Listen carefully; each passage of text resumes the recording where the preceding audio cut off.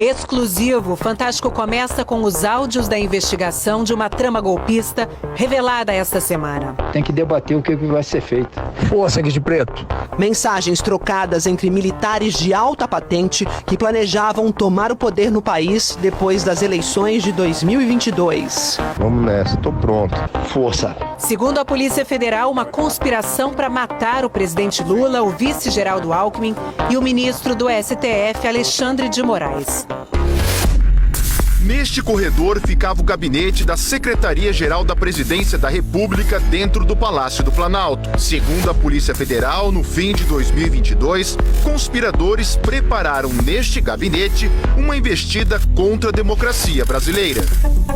Mário Fernandes, general da reserva e número 2 da Secretaria-Geral da Presidência, usou a impressora do gabinete. E o que surgiu, revela a investigação, foi uma trama de morte para dar um golpe de Estado. O plano, punhal verde e amarelo. Qualquer solução, Caveira, tu sabe que ela não vai acontecer sem quebrar ovos, né? Sem quebrar cristais. A investigação afirma foi Mário Fernandes quem elaborou o documento. Levou no mesmo dia uma cópia até o Palácio da Alvorada, onde estava o então presidente Bolsonaro.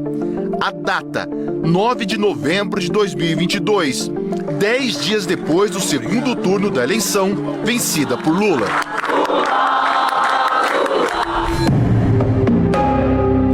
O plano previa estratégias militares, o uso de coletes à prova de bala e o tipo e a quantidade de armas necessárias para ação contra autoridades que só se movimentam com carro blindado e segurança policial. Como uma metralhadora assim que dispara 800 tiros por minuto. Um lança-granada com 4 granadas que atinge alvos a 400 metros de distância. E um lança-rojão que consegue parar até um tanque de guerra. O planejamento cita 3 alvos de assassinato com codinomes: Jeca, Joca e Juca. Para a PF, Jeca é o presidente da República Luiz Inácio Lula da Silva. Joca, o vice-presidente Geraldo Alckmin. A polícia ainda não sabe quem é Juca. O ministro do Supremo Tribunal Federal, Alexandre de Moraes, não tem apelido no documento, nem é citado nominalmente. Mas os investigadores afirmam que ele era o principal alvo. O ministro poderia ter sido vítima de sequestro, prisão arbitrária e até assassinato, segundo a PF. Além do general da reserva, Mário Fernandes, a PF diz que o planejamento também teve envolvimento direto de outros militares de alta patente. O Fantástico teve acesso a 55 áudios da investigação, todos exclusivos. Mário Fernandes se mostra exaltado em várias conversas, fala dezenas de palavrões. Tá na cara que houve fraude, p***. Não dá mais pra gente aguentar esta p***. Tá f***. Nesse áudio de 4 de novembro de 2022, ele alega sem provas que houve fraude na eleição. Pessoas próximas a Mário Fernandes e oficiais do Exército responderam assim. Tô pedindo a Deus para que o presidente tome uma ação enérgica e vamos sim pro Vale Tudo. Eu tô pronto a morrer por isso. O presidente ele tem que fazer uma reunião petit comitê. Esse pessoal acima da linha da ética não pode estar nessa reunião. Tem que ser a rataria. Tem que debater o que vai ser feito. A Polícia Federal diz que o plano punhal verde e amarelo detalha as estratégias do ataque ao ministro Alexandre de Moraes, como a realização de um levantamento prévio da movimentação dele, com horários e itinerários, e das agendas oficial e pessoal. O plano também estipula a demanda, a quantidade de pessoas necessárias para o atentado. No mínimo, 2 equipes com 2 homens cada, e outras 2 com 1 homem, e um telefone descartável para cada uma dessas 6 pessoas. Segundo a Polícia Federal, um dos 6 responsáveis pela execução do plano é o tenente-coronel Rafael Martins de Oliveira, integrante dos Kids Pretos, um grupo de operações especiais do Exército.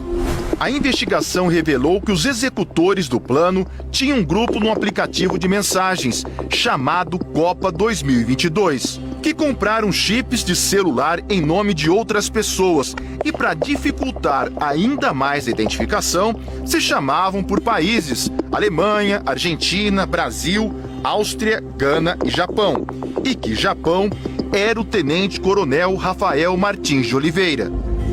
De acordo com a Polícia Federal, o primeiro alvo do ataque seria Alexandre de Moraes. Na época, ele era presidente do TSE, o Tribunal Superior Eleitoral, e, segundo a PF, passou a ter os passos monitorados pelo grupo. Por exemplo, no dia 23 de novembro, das 6h19 da tarde até 10h30 da noite, Rafael ficou perto da residência funcional do ministro.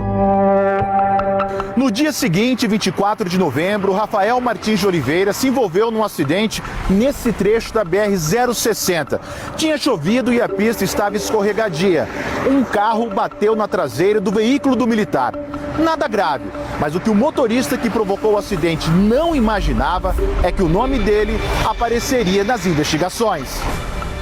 No local do acidente, o militar tirou esta foto que mostra a carteira de habilitação do motorista, alegando que precisava da imagem para acionar o seguro.